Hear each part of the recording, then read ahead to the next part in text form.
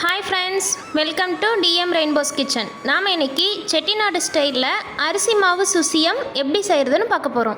இந்த சுசியம் சாப்பிட்றதுக்கு ரொம்பவே டேஸ்ட்டாக இருக்கும். உள்ள நல்ல இனிப்பான பூரணத்தோட, வெளியில் நல்ல மொறுமொறுன்னு கிறிஸ்பியாக இந்த சுசியம் அருமையான சுவையில் இருக்கும். வாங்க இந்த சுசியத்தை எப்படி செய்யலான்னு பார்க்கலாம்.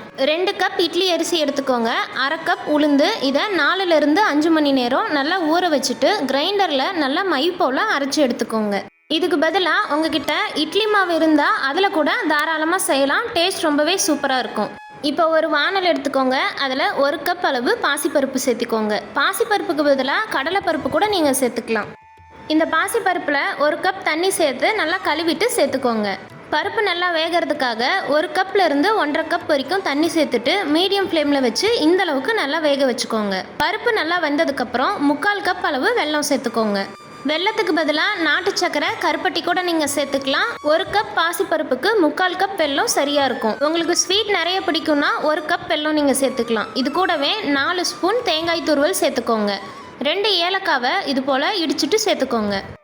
நல்லா ஒரு முறை கலந்து விடுங்க. வெல்லம் சேர்த்த உடனே ஸ்டார்டிங்கில் கொஞ்சம் லூஸாக இருக்கிற மாதிரி தோணும். பருப்பு வேக வேக நல்லா இறுகி கெட்டியான பதத்துக்கு வந்துடும். அடுப்பு லோ ஃப்ளேம்லேயே இருக்கிற மாதிரி பார்த்துக்கோங்க. பாசிப்பருப்பு சீக்கிரமாகவே அடிப்பிடிச்சிடும். இது கூடவே 1 ஸ்பூன் வெள்ளை எள் சேர்த்துக்கோங்க. உங்ககிட்ட கருப்பு எள் இருந்தாலும் நீங்கள் சேர்த்துக்கலாம். அவ்வளோதான், சுசியத்துக்கு தேவையான பூரணம் ரெடி ஆயிடுச்சு. இந்த பூரணத்தை நல்லா ஆற விடுங்க. நல்லா ஆறினதுக்கப்புறம் கெட்டியான பதத்துக்கு வந்துடும். கொஞ்சம் கொஞ்சமாக உருண்டைகளாக உருட்டி எடுத்து வச்சுக்கோங்க. நம்ம எடுத்திருந்த அரிசி உளுந்த மாவு இந்த அளவுக்கு நல்லா திக்கான கன்சிஸ்டன்சியில் அரைச்சிக்கோங்க. மாவு ரொம்ப லூஸாக இருந்ததுன்னா பாசிப்பருப்பு உருண்டையில் ஒட்டாமல் போயிடும். அதனால் இந்த அளவுக்கு கெட்டியான பதம் இருந்தால் சரியாக இருக்கும். பாசிப்பருப்பு பூரணத்தை உருண்டைகளாக உருட்டி எடுத்தாச்சு. எனக்கு 1 கப் பாசிப்பருப்புக்கு 10லிருந்து 15 உருண்டைகள் வரைக்கும் கிடச்சிது. அதிகமான குவான்டிட்டியில் நீங்கள் செஞ்சால் நம்ம பூரணத்துக்கு சேர்த்துருந்த பொருளோட அளவுகளை அதிகம் செஞ்சுக்கோங்க.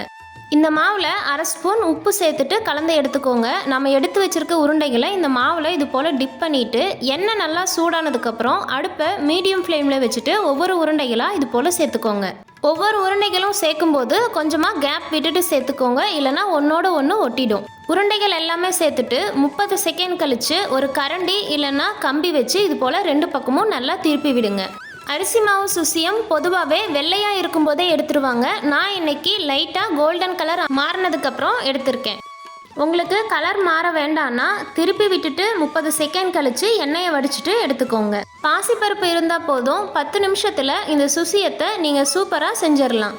வீட்டில் இருக்க இட்லி மாவுலேயே இந்த சுசியத்தை நீங்கள் செய்யலாம். மாவு அதிகம் புளிப்பு இல்லாமல் பார்த்துக்கோங்க. ஒருவேளை உங்களுக்கு மாவு கொஞ்சம் புளிப்பாக இருக்க மாதிரி தோணுச்சுன்னா கொஞ்சமாக மைதா மாவு இல்லைனா அரிசி மாவு சேர்த்துட்டு செய்யுங்க. சுசியம் நல்லா டேஸ்ட்டாக கிடைக்கும். அவ்வளோதான், நல்லா சூப்பரான டேஸ்ட்டில் செட்டிநாடு ஸ்டைல் அரிசி மாவு சுசியம் ரெடி ஆயிடுச்சு.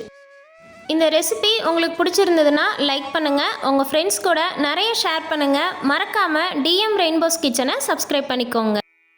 மறுபடியும் ஒரு சூப்பரான ரெசிபியோட பார்க்கலாம். தேங்க்யூ.